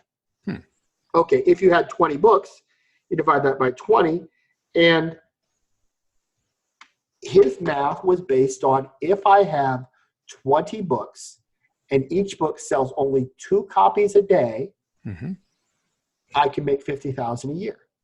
Yeah, and 2 copies isn't hard. I mean, that's a small number. Yeah. And so he set out to write this series. And I mean, admittedly, and he has talked about this in the group, so I'm not speaking, out of turn. Right. He does well over 6 figures every single month. Nice. So, he's not, he got to the 50,000 very quickly. And it should be noted, like I said earlier, he's a really good writer. Yeah. If you look at the reviews, I've not read any of Michael's books. I should. We live in the same building here in Las Vegas. He actually is 4 floors above me. Cool.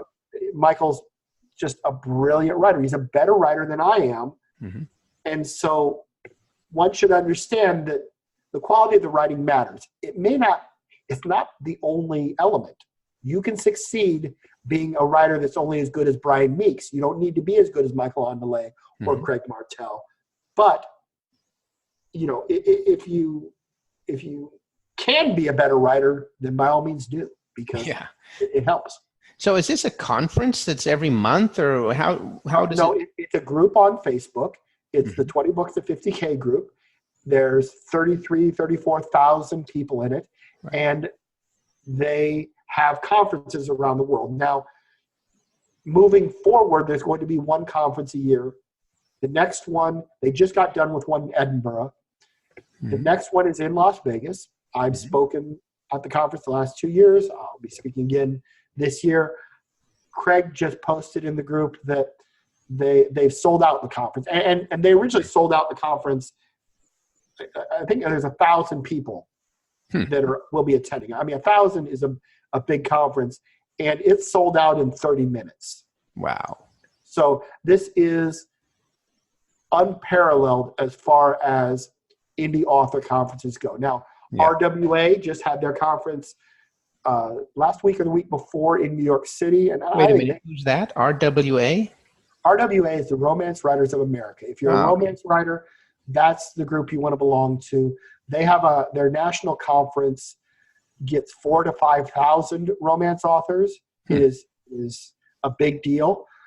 I'm speaking in Houston at a smaller gathering, 60 or so people in September. If there's any listeners in Houston, let me just hold on. Do you mind if I plug that conference? Because of course, go for it. The lady who runs it is delightful, and I just got a message that has because I don't remember the names of the conferences, and so let me get that. This is it's called the Starfish Conference. It's Friday and Saturday, September 6th through 7th, and I'm doing a couple 2-hour workshops at that conference. And so that's in Houston. You can look up, I'm sure, if you Google Starfish Conference, Cool. you'll find that. And so is it sold out? No, I don't think it is. I mean, I don't know what their capacity is. She says they typically have 45 to 55 people, but they're hoping for 60 this year. So if there's people in the Houston area that are romance writers, then that might be worth checking out. But again, the 20 Books Conference is an amazing event. A lot of successful authors. You get to meet them, chat, ask questions. It's wonderful. But again, every year it sells out in about 30 minutes. So you kind of need to be literally. And Craig on the 20 Book site, he teases for months, like, okay, we're going to do this. It's coming up, and then you'll know a month or two ahead of time when the sign up goes live. Yeah. And people are just waiting, and they bang. So it's a great opportunity. But any conference is going to give you energy and insights. Brian Cohen had one in Chicago. There's lots of conferences. It's pretty amazing. Didn't he start that just on the keyboards with his first post on the keyboards? Yes, I believe he did. That's pretty cool. And now it's like a 30,000 member Facebook group, it's pretty awesome. Yeah. Okay. I recommend it. It's a great place. Yeah. Well, but it sounds like you can't go to it's always sold out. So yeah, now it's sold out. That's true. Okay. Is your favorite book still Candide? Yes, it is. It depends on how you ask the question. It's the book that I've reread the most. Yeah. I've read it 8 times. Yeah. If I were to say which is my favorite book, now I've only read it once, but A Suitable Boy by Vikram Seth.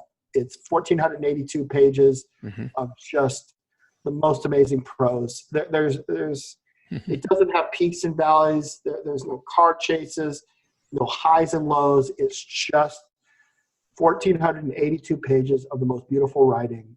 Yeah, I read it after you recommended it. So, yeah, it was really good. I really liked it, too. Quite a craftsman. Candide by Voltaire. Candide by Voltaire. Vikram Seth, A Suitable Boy. Vikram Seth is a genius. And his background was economics. So Who's that? Vikram Seth, Vikramseth. He's got A Suitable Boy, which is this epic. Takes place in 1951 India. Then he also has An Equal Music, which is about a quartet that is a smaller book, like 200-300 pages, a typical sized novel. That is, he writes at a level of craftsmanship that I just can't even comprehend. It is so beautiful. So that's cool. Yeah. Yeah, no, I read that book after you recommended it, and excellent classic. So just 1 or 2 more questions. Sure. What would you do differently if you had to do it all over again? Just with the whole book business? Yeah. Your not your life, but the book thing. Sure. I have not devoted enough time to the building and nurturing of my email list. Oh, okay. I've done a great job with my Facebook groups. I've got 9,000 authors in there, and I have done that to the neglect of worrying about mailing lists. Mailing lists are incredibly important. If you can start on that early, get good at it, use proper copywriting, that should be a major focus. I would have done a better job with that. Well, some marketers are, moving to the Facebook groups instead of email lists. So I don't know about that. I don't think it should be instead of. I think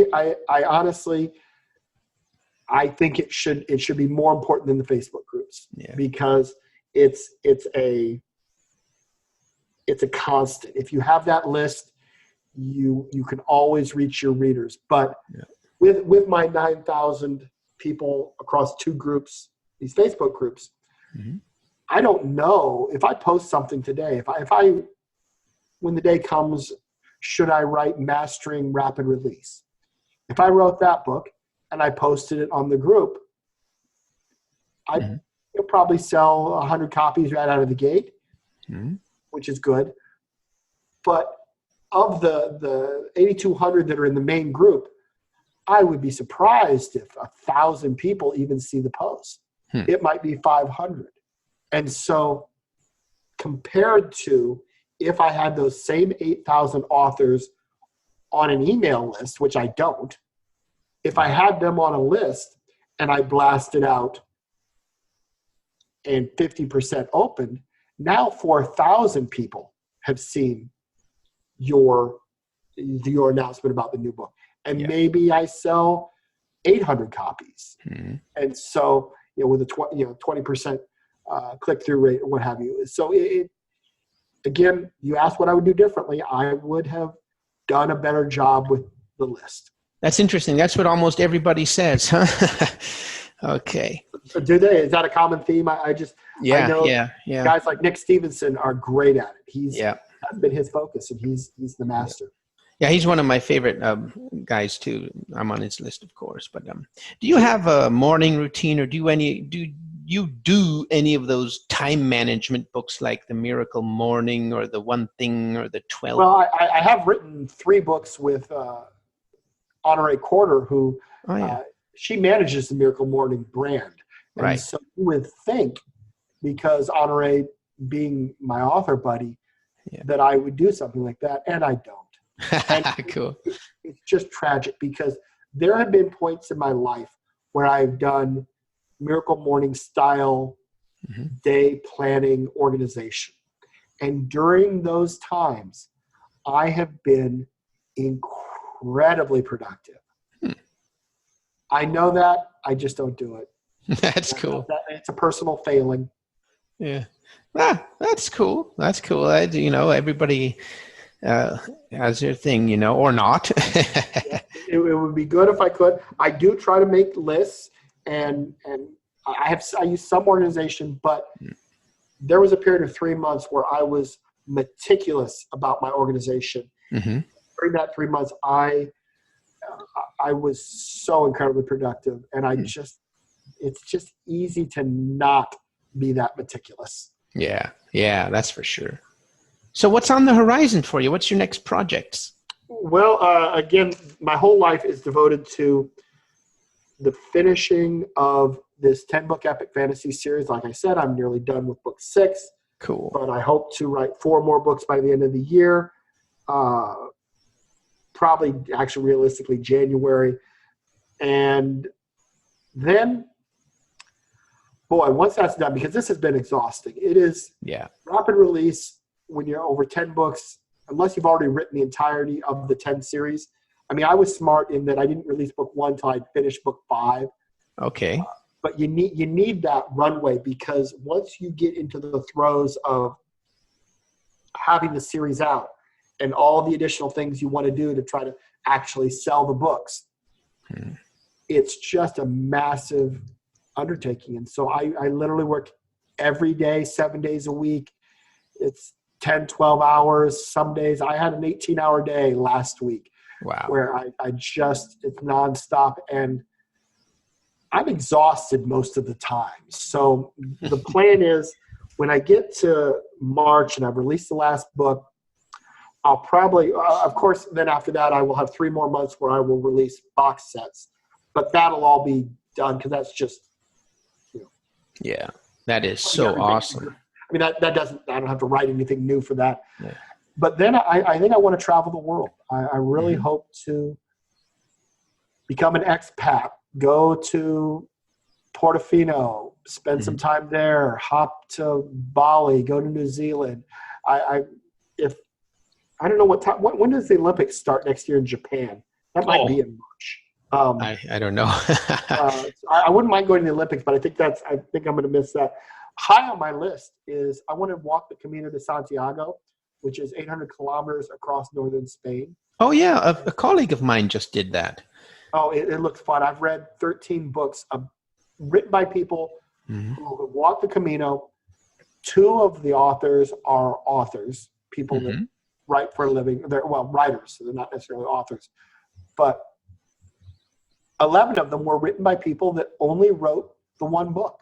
Wow. And they were just so moved by their month, 30, 35-day experience of walking across northern Spain that they had to write a book. And what's interesting about the Camino books is it's the same path, but viewed through a different lens. And I am absolutely addicted to reading these stories. And so now that I've read 13, I know all the stops because it's the same people stopping in the same towns all across northern Spain, but they all meet different people, have different stories, have different life lessons that they take away. It is fascinating. And as an author, the thing that's most fascinating to me, each time I buy the book, of course, I look at the ranking because I'm a data guy. Typically, these books, at the point that I'm buying them, if I were to buy one today, 2 or 3 in the afternoon, that book, because of the ranking, I know it has sold 2 or 3 copies on that day at the time that I buy it because I know enough about the rankings. But what's interesting is some of these books are 9 and 10 years old. And so you go back to what Michael Anderle was saying, that's 2 or 3 sales a day for 9 or 10 years. Wow. By a person that is not really, and I mean, they're an author now, but that's not their business. That's not their livelihood. They just wrote this book, put it up there. And so that tells me the market for these books, they will consume them. And so the dream is, once I'm done with this epic fantasy series, travel the world and, write a book about the Camino, write a book about, you can do a lap in New Zealand. It's 3,000 kilometers. Well, you got to come up to Germany and visit me if you're going to go to Spain. Well, I could do that. I could spend time in Germany. I've been to, I spent some time in Nuremberg. Yeah. Germany's beautiful, beautiful country. And I could write a book. Again, I want to write travel books. I want to write books about these long walks. And so that's kind of what I want to do next. That is so awesome. Okay, besides the wonderful offer for 30% off, where can your fans and the listeners reach you? Well, the best place, like I said, I don't do a great job with the list, are my two groups on Facebook, Mastering Amazon Ads, an author's guide -beta, and the other one is Mastering Amazon Descriptions. So if you just put Mastering Amazon Ads or Mastering Amazon Descriptions into the search, you'll find my two groups, and I hang out in the groups. I try to answer questions. They've gotten large enough, and there's enough people who have been putting into practice the techniques from the books for years now, that often a new person will post a question and it will get answered before I get to it. But I do hang out there, and if there's a question that I see pop up and it hasn't already been addressed, I'll get in there and do my best to help out. So that's where you can see me. That's where I hang out. Right on. So you're a Facebook-centric guy. I am. All right. That's cool. That's cool. Thanks so much, Brian. It's been really fun and rich. And let's do another podcast. Oh, sounds good. When maybe when March rolls around and I have. Oh yeah. Let's launch your books. With regards to the Chronicles of the Fifth Kingdom, that's the name of the series, and the rapid release wide, because I already do have some interesting things from my experiences, and I've just started the thing. So I believe that in 10 months or so, I'm going to have some pretty valuable information for people that are considering going wide, because I believe it's a valid path. Yeah. A lot of people choose to go wide because they get frustrated with Amazon. That's not a good reason. You should go wide if you have a plan for being successful wide. And that's what I hope to uncover. Awesome. I can't wait to see it. So, all right. Let me know. And thanks again. And I'll see you next time, eh? Absolutely, Eric. I appreciate it. Okay. See ya. All right. Okay.